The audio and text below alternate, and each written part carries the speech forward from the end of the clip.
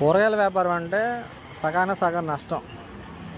ఏదో మిగిలిపోతుంది అనుకుంటారు కానీ ఏం లేదు. అమ్మితేనే అమ్మేవాడికే లాభం. అది కూడా దొంగ తూకాలు చూసి తక్కువ క్వాలిటీ పట్టుకొచ్చి ఎక్కువగా అమ్ముకుంటేనే తప్ప షాపులో ఉండి అమ్ముకుంటే ఏమీ లేదు. దాని బెస్ట్ ఎగ్జాంపుల్ ఇది. ఇదిగోండి, ఇవి కేజీ వచ్చి మనకి 85 రూపాయలు పడింది హోల్సేల్. బస్తాలో పైన ఈ పల్లీలన్నీ కూడా మంచిగా చేశారు. కింద సగం బస్తా ఇది చూడండి ఇలాగా పాడైపోయిన సరుకు వేశారు.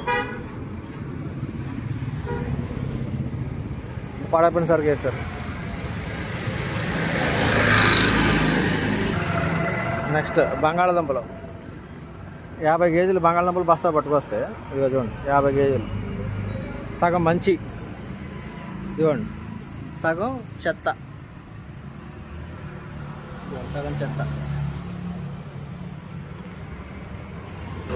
ఉల్లిపాయలు చూడండి, ఉల్లిపాయలు ఇవి కూడా అంతే.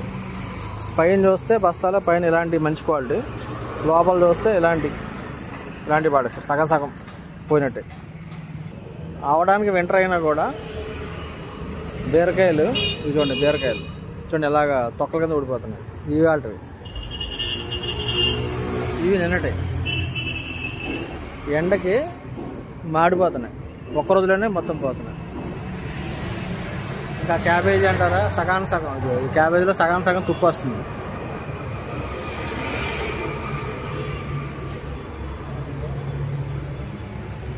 ఇది కీరా, ఇది పండిపోతే ఎందుకు పనికిరావు. ఖరాబ్ అయింది మేము తెచ్చుకుంటాం.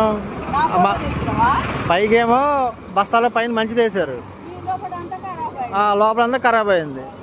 ఏం చేస్తాం, అందుకే ఎండలో పెట్టాం. ఆయన కాడికి అమ్ముకోవాలి. ఎవడన్నా కొంటే డబ్బులు వస్తాయి, లేకపోతే లేదు. అంతే. ఎట్లా ఇచ్చాడు మీరు మా పట్టుకొచ్చి మళ్ళీ ఇంక వెనక్కి ఇస్తాం ముందుకు ఇస్తామంటే అవ్వదు. ఇది 20 రూపాయలు కిలోనా, 80 రూపాయల పైన అయింది దాన్ని.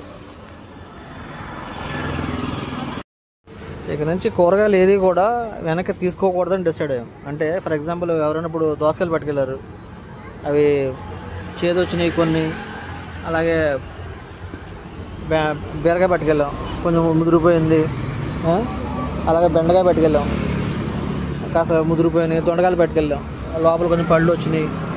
టమాటా పట్టుకెళ్ళాం, ఒక పుచ్చు వచ్చింది. ఇంక ఇలాంటివన్నీ కూడా ఇప్పుడు దాకా ఏదో మేము చూసి చూడనట్టు మళ్ళీ కస్టమర్లు ఇబ్బంది పడకూడదు, మనల్ని నమ్ముకున్నారని చెప్పి ఇస్తున్నాం. కానీ ఇక నుంచి మేము రిటర్న్ ఇవ్వదలుచుకోలేదు. ఇక నుంచి ఎవరన్నా పట్టుకెళ్తే ఇది క్యాబేజీ, ఇక నుంచి ఎవరన్నా పట్టుకెళ్తే కనుక ముందే చూసుకుని పట్టుకెళ్ళగలరు. రిటర్న్ తీసుకోలేము, ఎందుకంటే మాకెవరు రిటర్న్ ఎవరు, మేమే నష్టం భరించలేము.